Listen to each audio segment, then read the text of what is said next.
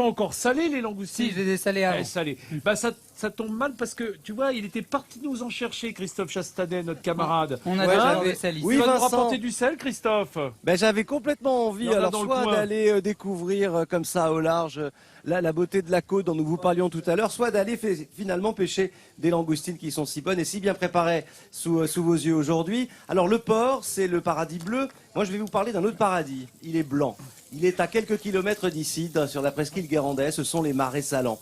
2000 hectares, un puzzle qui est né de la main de l'homme. On cultive le sel depuis le XIVe siècle. Et ce marais, à l'origine maritime, a été transformé par les paludiers qui en ont fait une zone protégée. Vous allez comprendre pourquoi. De simples marais maritimes devenus terre d'accueil d'une activité économique aujourd'hui florissante. Les marais salants s'étendent ici à perte de vue, à une altitude de 10 mètres au-dessous du niveau de la mer, jusqu'à un maximum de 10 au-dessus. Et la question des submersions marines hante toujours l'histoire de ces salines depuis la fin du XVIIIe siècle.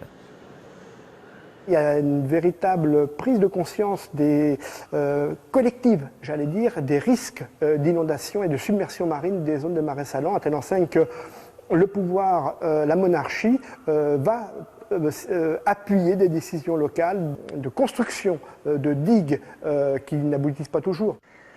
1499, 1870 ou plus récemment 1940, les grandes submersions sont des événements documentés à travers les siècles.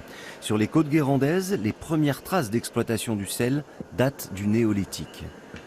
On a découvert des reliefs, pourrait-on dire, de fours à sel, et où on soupçonne que le sel était, plus exactement une saumure était évaporée pour produire du sel. Voilà, et ça, ce sont les premières traces que l'on ait de l'activité humaine liée à l'extraction du sel.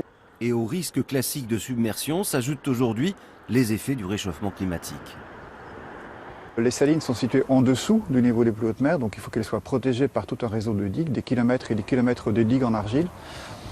Et si le niveau de la mer monte, ce qui aujourd'hui est acquis et certain, il faudra relever ces digues, ou en tout cas faire des aménagements qui permettent de protéger ce milieu naturel.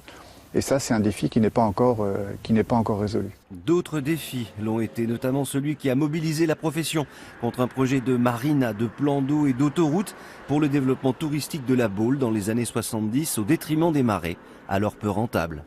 Si les aménagements touristiques se faisaient, le métier de paludier allait disparaître. Il fallait redynamiser la profession de façon importante, il n'y avait pas de reprise. Et en même temps, de la part des associations de protection de l'environnement, c'était la défense d'un patrimoine paysager. Depuis, le sel gris des salines de Guérande a retrouvé ses lettres de noblesse. Les paludiers vivent de leur profession. Chaque année, une poignée de nouveaux arrivants s'installent pour exploiter quelques-uns des 2000 œillets qui attendent encore d'être remis en épreuve. Voilà, pendant que le chef Hugo, viens Hugo, viens, rejoins-moi, est en train de terminer ses belles langoustines. Et nous sommes toujours ici au Croisic avec Caroline Bongrand, qui est écrivain et qui est venue nous présenter son dernier livre, Vous aimez. J'adore ce titre.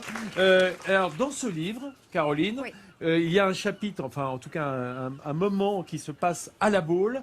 Oui. Preuve que la Baule est vraiment dans ton cœur. On est à quelques kilomètres de la Baule, là. Mais la Baule, pour moi, c'est vraiment le lieu des vacances familiales qui se passent bien, qui sont tranquilles, heureuses et qu'on n'oublie jamais. Voilà, et je pense que le Croisic, c'est la même chose. Et c'est comme. C'est juste que quand j'étais petite, on m'a pas amené au Croisic et je le regrette. C'est comme le louche avec Deauville, quoi. C'est-à-dire, toi, la Baule, c'est là que les histoires d'amour ont lieu, quoi. Voilà. Sans les immeubles quand même, Sauf Caroline. Non, mais c'est pour ça que je pense que le Croisic, c'est un peu plus mignon. Et voilà. Vous savez qu'à la Baule, Je me rends compte maintenant. on aurait pu tourner les bronzés font du ski. Hein. Font du ski Ouais. à la Baule. Oui, parce qu'il y a eu pendant presque 20 ans, dans les années 50-70, il y avait une piste de ski sur la dune d'Escoublac, avec un télésiège, avec un téléski, 2 pistes de ski, et il y avait même un restaurant d'altitude qui s'est appelé le Chousse. Carrément. C'est-à-dire qu'à un moment donné, ils espéraient de devenir une station de ski à la Baule. Puis à un moment, bon, ils ont compris qu'il valait mieux pas trop lutter contre le Croisic. Donc voilà.